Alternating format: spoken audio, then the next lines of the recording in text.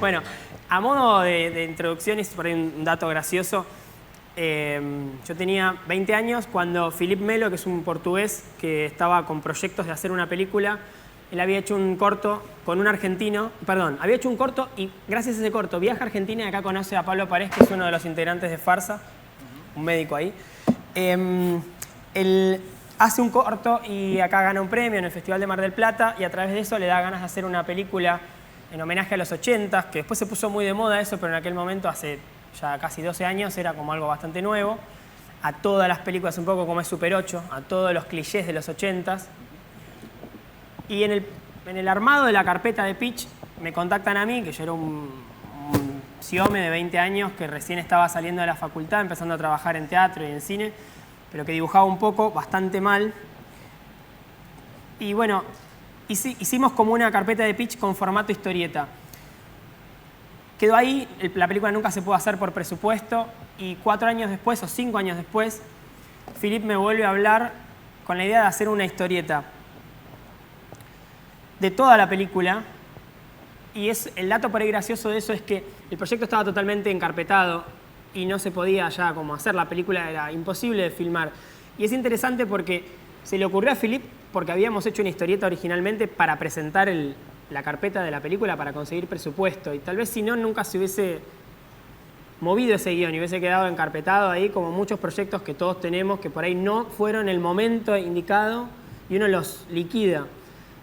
Filipe se le ocurrió darle esa vuelta de tuerca, no tenía la plata, no tenía los recursos, no conocía el medio, no conocía editoriales, teníamos todas en contra, todas. Pero nos mandamos a hacer un cómic de 92 páginas, yo habiendo hecho 8 páginas en mi vida, como mucho. Y así también tuvimos 500.000 problemas. Uno de ellos fue que no conseguíamos colorista porque nadie se quería meter en semejante locura de hacer 90 páginas para una editorial que no estaba confirmada, para un país que era Portugal y que mucha gente no sabe ni dónde queda, y que era un proyecto fantasma en un punto. Con poca plata, muy poca plata, que Filipe había conseguido un préstamo. Y así fue como después de 4 o 5 coloristas que fueron pasando y que por diferentes razones no pudieron seguir el proyecto, apareció Santiago, que tenía 22 años en ese momento. Y bueno, respondió muy bien, era como la persona indicada evidentemente para eso, porque bueno, ¿querés contar un poco cómo entraste a eso, esa locura? Sí, bueno, yo estudiaba cine de animación, tenía 22 años, hacía ya algunos frilos desde casa para distintas agencias que había pegado por un amigo publicista, amigo de mi hermano. La verdad que no estaba todavía teniendo mucho trabajo, vivía con mi vieja, iba a estudiar todos los días y de golpe un día me llaman para hacer este cómic por un profesor amigo. Me dicen, tenés que pintar 90 páginas en 3 meses. Y yo, que lo más cercano a hacer cómics que había tenido era trabajar de asistente de color para un tipo que nunca conocí en mi vida, me pagaba 10 pesos por página. Y así me la había aguantado como 5 o 6 meses. Dije, bueno, no sé, es una oportunidad para ser yo colorista de un libro, buenísimo, me mandé. Inmediatamente después de cortar el teléfono llamé a 2 amigos, les pedí que me hagan ellos asistente de color a mí y nos rompimos el lomo y a los 3, 4 meses teníamos el libro. Y a los 5 o 6 meses estamos viajando a Portugal a presentarlo, lo cual fue lo más loco de todo, porque lo que fue pasando en ese proceso es que yo me empiezo a meter en las charlas, en lo que es el trabajo de Juan todos los días con Filipe, todos los días a contraturno. Yo iba a la facultad a la mañana, trabajaba después a la tarde en casa y a la noche estaba en Skype con ellos dos, que también venían a trabajar todo el día. Y nos juntábamos los 3 a charlar sobre el libro. Juan estaba dibujando en su casa, Filipe corregía guión o nos charlaba de lo que estábamos haciendo, todo el tiempo buscando mejorar el material. Y nos fuimos haciendo los 3 muy amigos. En el medio se cayó la editorial que había conseguido Filipe. Fue como un momento medio crítico. Yo todavía era un outsider del proyecto y sin embargo como que decidimos seguir, es como que no... Sí, yo creo que eso fue bastante lo que hizo que se logre. Muy independiente y muy desprolija, pero con mucha motivación desde lo personal. Los 3 queríamos hacerlo, nos parecía que era algo que valía la pena. Acá lo que ven es un poco el proceso básico, que es como el boceto del layout, la página en tinta, la página con colores flat, que es el primer paso que hacía Santiago con los asistentes, y la página pintada final. Este libro que le guardamos cariño porque fue el primero, fue tan trastabillado que, por ejemplo, yo por lo menos no lo muestro porque acá, qué sé yo, hay una página medio que zafa. Pero digamos, tiene muchos problemas porque, siendo sinceros, como decíamos al principio, éramos muy chicos y de alguna manera no... Uno puede tener, tal vez, desde la facultad o de cómo se haya, digamos, formado, un montón de datos de, bueno, hagan esto, hagan lo otro, primero fórmense de esta manera, hagan una carpeta con todos los... Listo, perfecto. Este es el esquema de trabajo, así es el layout, así, todo lo que sea. Después capitalizarlo y hacerlo realmente es muy difícil, es muy complicado. Claro, fue un trabajo que fue fluyendo y que se dio como de manera muy orgánica, pero la realidad es que nosotros caíamos a trabajar en un cómic desde lo que era la idea de un cineasta que quería hacer homenaje a un montón de películas y la estética que nosotros terminamos dándole al libro es como bastante... ¿cómo decirlo? Me sale histriónica, pero entonces terminó siendo como una mezcolanza de cosas, sí, mucha mezcolanza, por ponerlo más sí. fácil, tanto desde mi trabajo de color como desde el trabajo de Juan con dibujo. O sea, hay momentos en los que se vuelve más cartoon, hay momentos en los que intenta ser más realista y los dos terminamos muy orgullosos y muy contentos de haberlo logrado. Sin embargo, luego de haberlo publicado y haber pasado por toda la experiencia de promocionarlo, moverlo y charlar al respecto, nos dimos cuenta de que nunca habíamos tenido la oportunidad de estudiar o evaluar o experimentar efectivamente lo que estamos haciendo.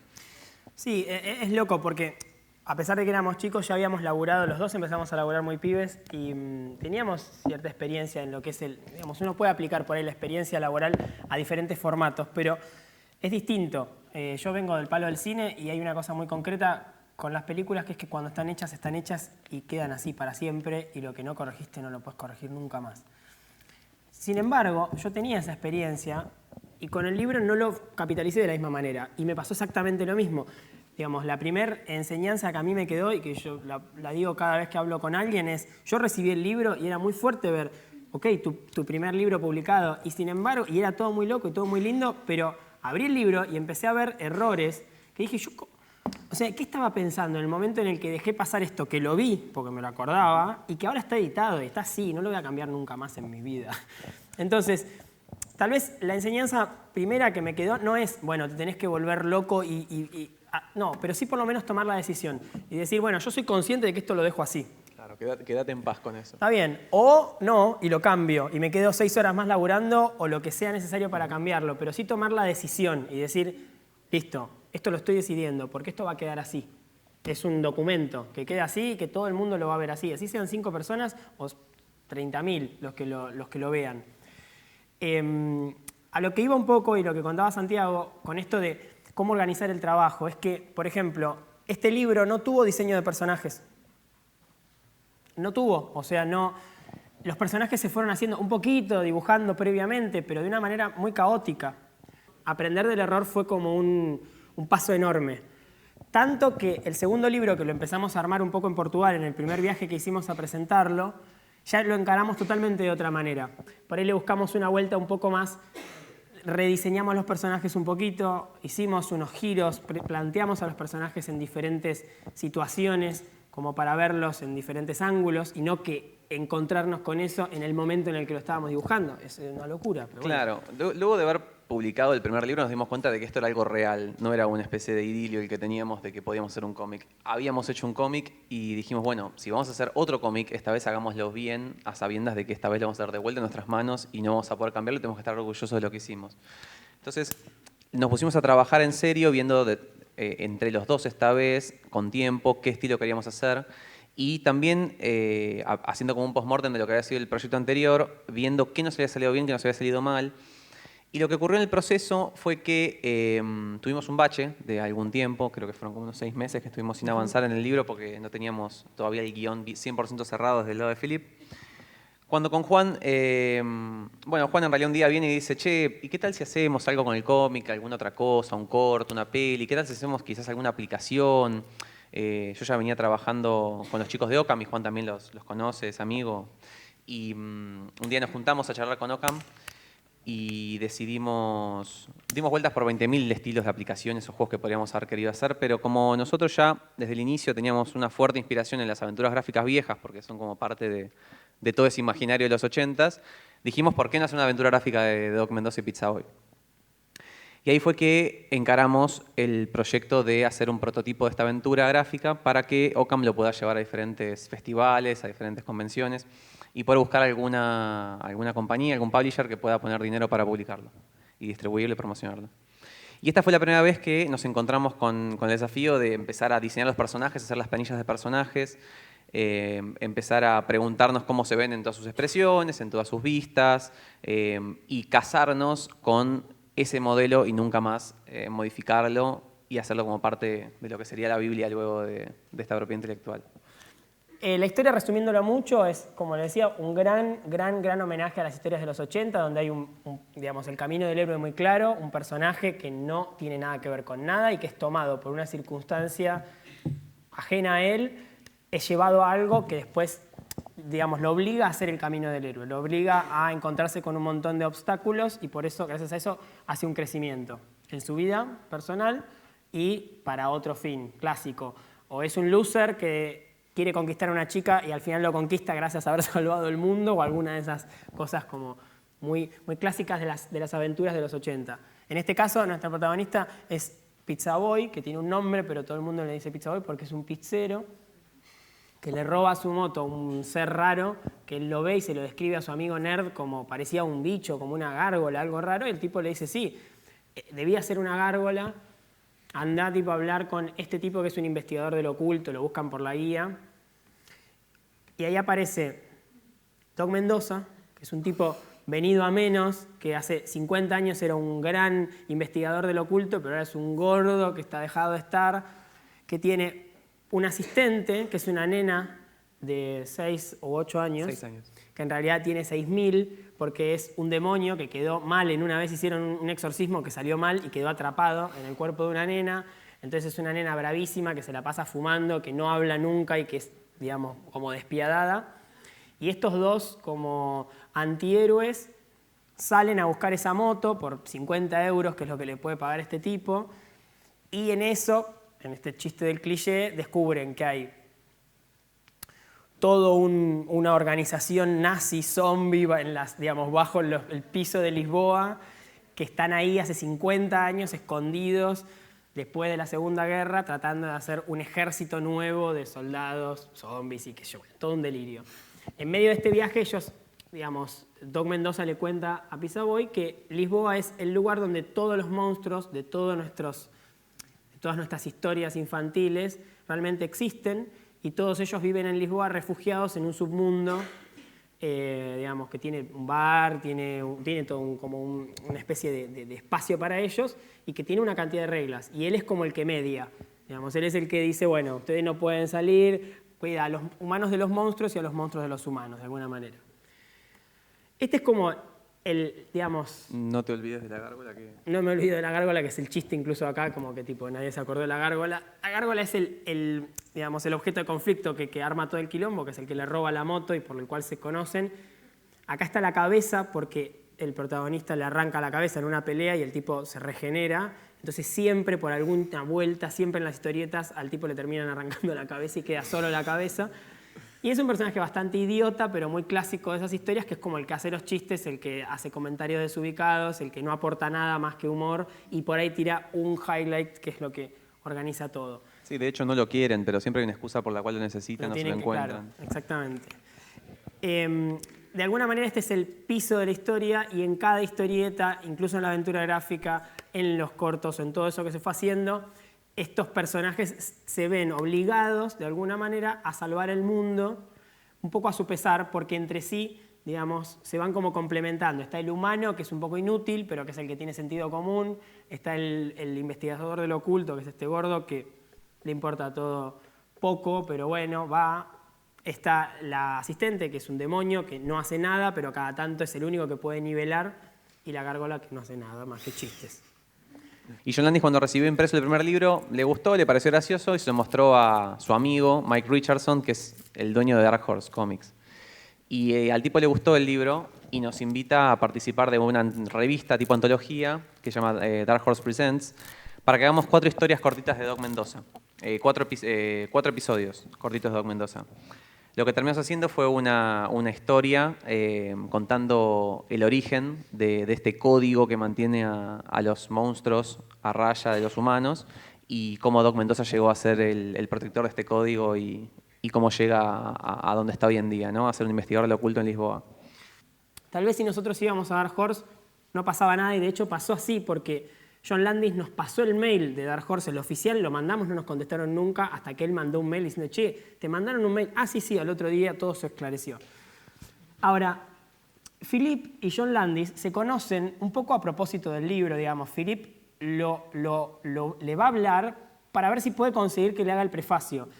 Digamos, ni le chupó las medias, nada. Fue, habló, le explicó la situación, le dijo que era un proyecto chico, que a él le encantaba digamos, que le encantaría que él haga el prefacio, porque digamos, John Landis fue el director de Thriller o de varias cosas que tienen que ver con lo que fue los 80s.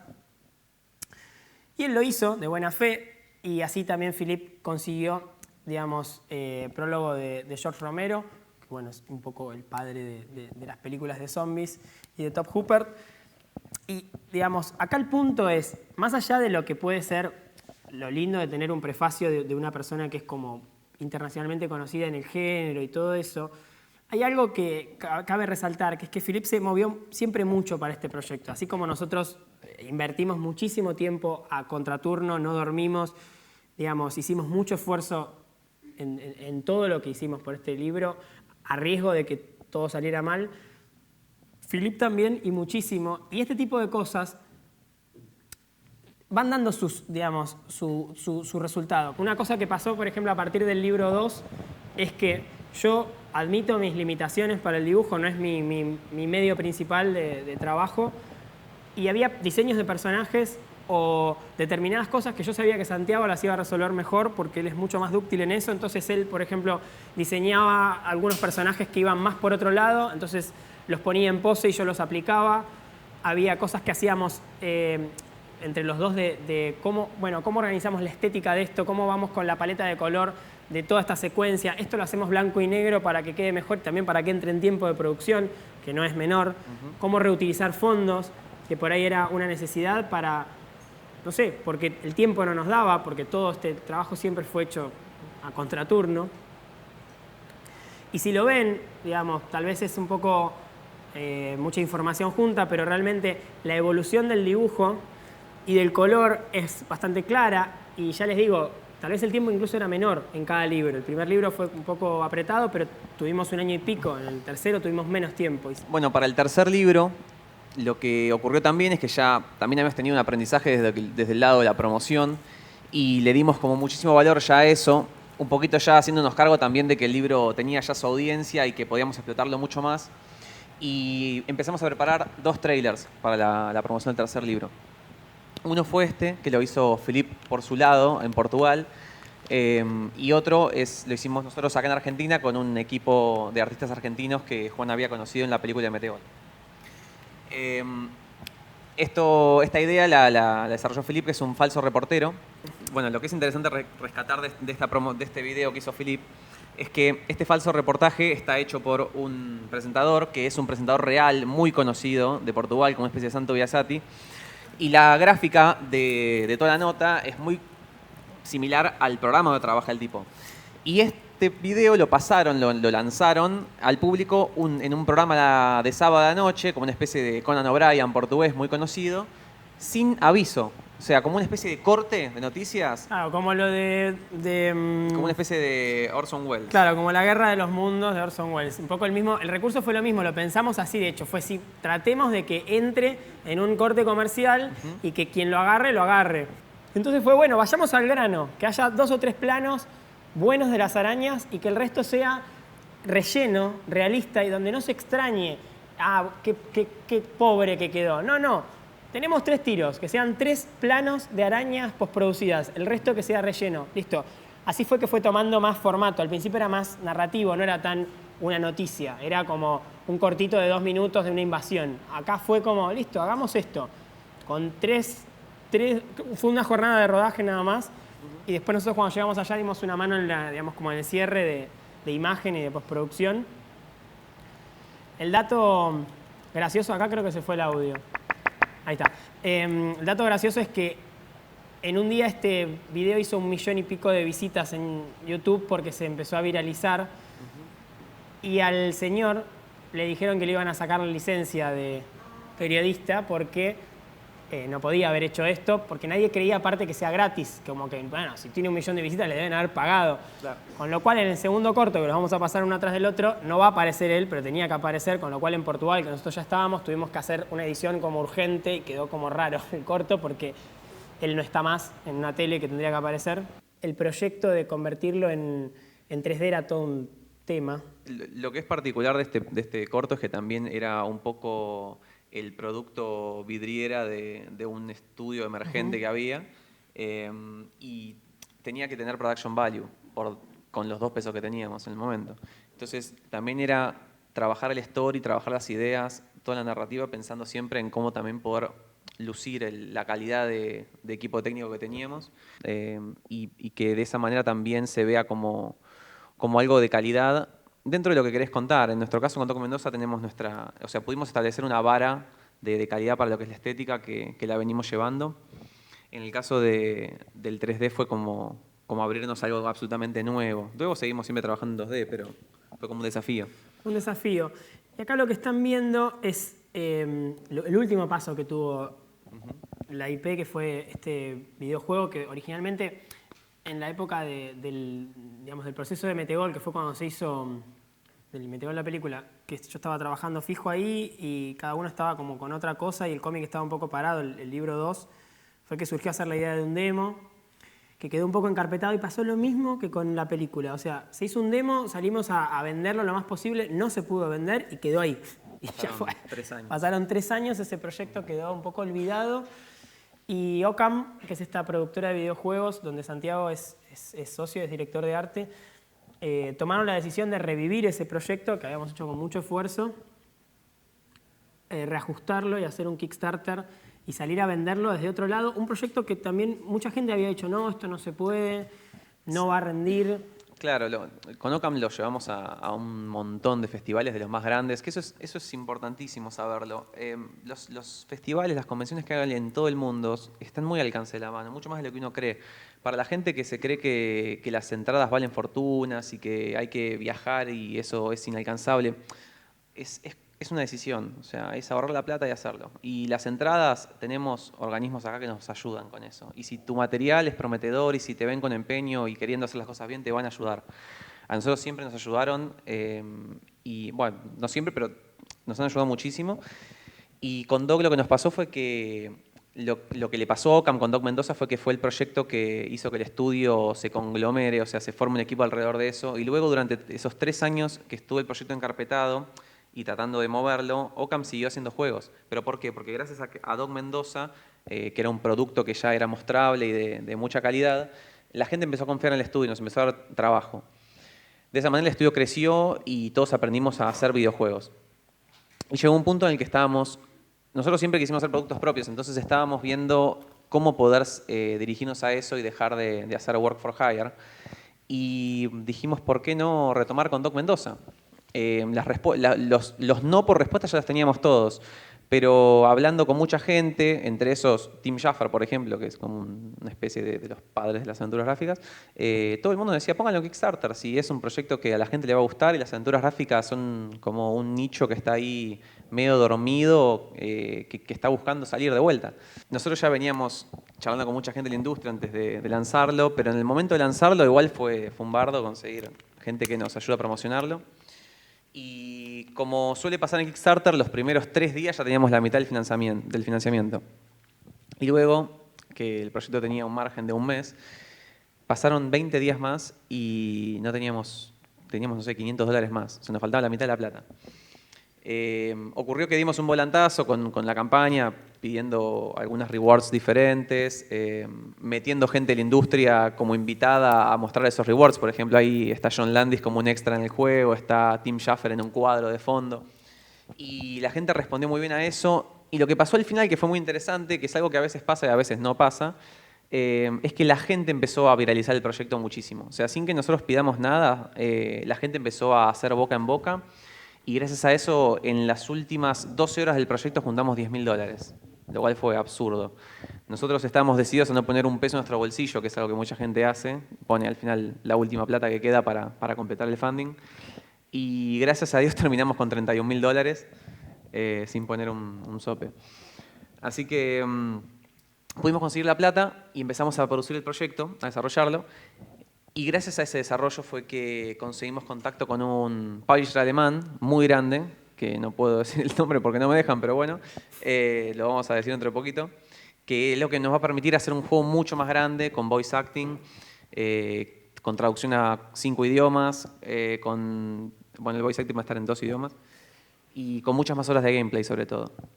Y este fue lo que le dio como más crecimiento al proyecto ahora en producción, porque es un juego que está siendo desarrollado por más de 20 personas.